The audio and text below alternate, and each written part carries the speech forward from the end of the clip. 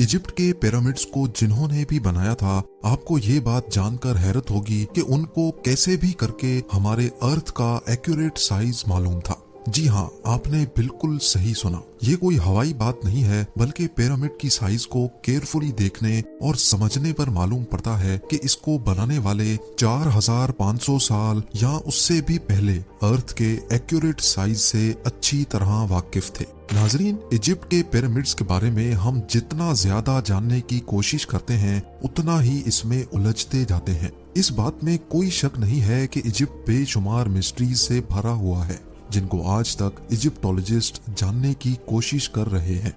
इनमें सबसे बड़ी मिस्ट्री ये है कि पिरामिड्स कैसे बनाए गए थे और इनका असल मकसद क्या था। सालों की मेहनत और रिसर्च के बाद हमें ये बताया जाता है कि पिरामिड्स एंशिएंट इजिप्शियन फेरोज के टूम्स हुआ करते थे। ये फेरोज इजिप्शियंस के लिए एक किंग से बढ़कर खुदा का दर्जा रखते थे, जिनको पिरामिड्स में ही दफनाया जाता था।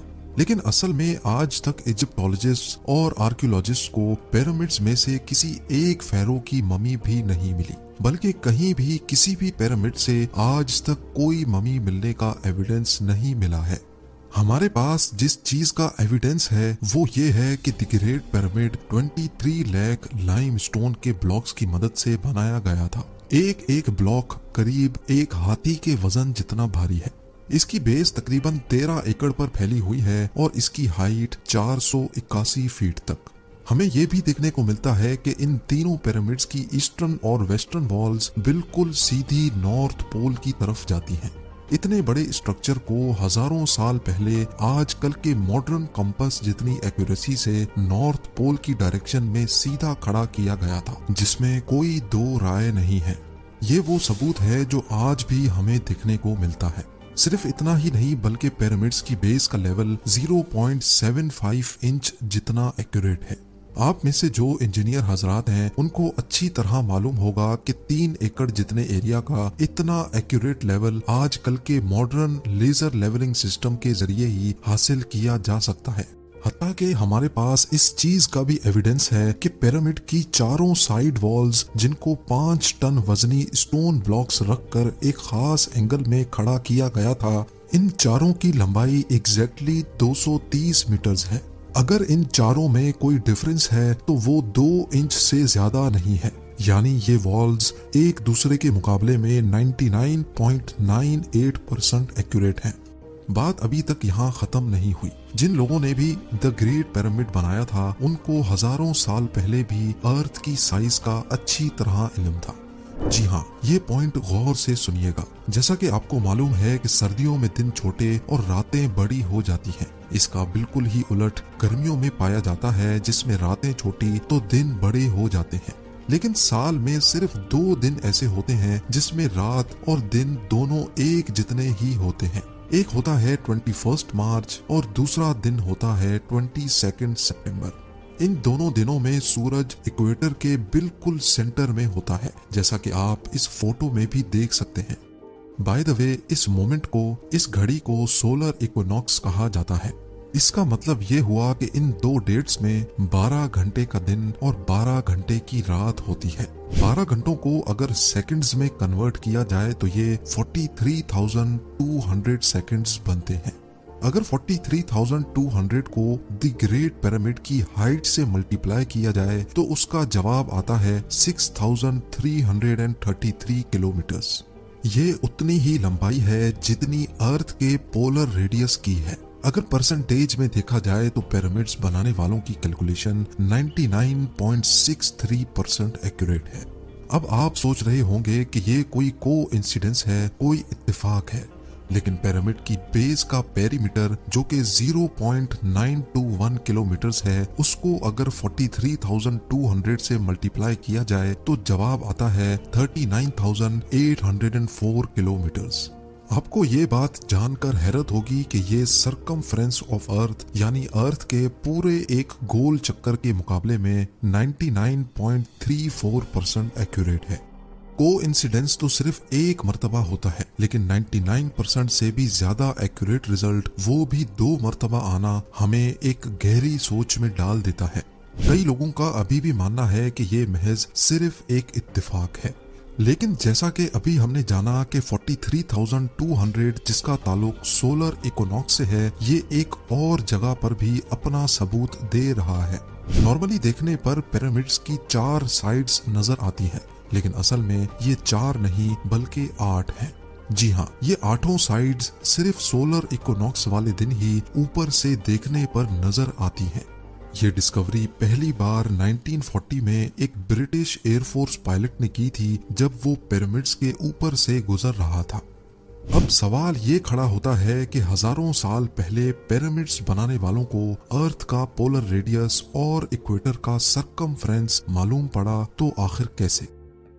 इजिप्ट के पिरामिड्स हमारी सोच से भी ज्यादा कॉम्प्लिकेटेड हैं। ये तमाम फैक्ट्स जानकर यकीन करना मुश्किल हो जाता है कि इनको 4,500 साल पहले एक कदीम दौर में बनाया गया था। क्या उनके पास कोई जादुई ताकत थी, या फिर वाकई किसी और मखलूक ने इनकी मदद की थी, या फिर इनको इजिप्शियंस ने बनाया ही नहीं था? Graham Hancock fingerprints of the God के ऑथर हैं। इन्होंने पिरामिड्स को ओरायन कॉन्स्टिलेशन के 3 स्टार्स के साथ लिंक करने की थ्योरी दी थी। इस थ्योरी के मुताबिक गीजा पिरामिड्स की पोजीशन ओरायन कॉन्स्टिलेशन के 3 स्टार्स से एग्जैक्टली मैच करती थी। लेकिन मसला ये है कि ओरायन कॉन्स्टिलेशन के ये स्टार्स पिरामिड्स की पोजीशन से ना आज मैच करते हैं और ना ही 4,500 साल पहले एंशियंट इजिप्शियंस के दौर में मैच किया करते थे, बल्कि ये 13,500 साल पहले एग्जैक्टली पिरामिड्स की पोजीशन से मैच करते थे। इस एस्ट्रोनॉमिकल एविडेंस से तो ये जाहिर होता है कि पिरामिड्स 11,400 BC में इन स्टार से मैच करके बनाए गए थे। लेकिन उस वक्त एंशियंट इजिप्शियन सिविलाइजेशन के होने का कोई एविडेंस नहीं मिलता।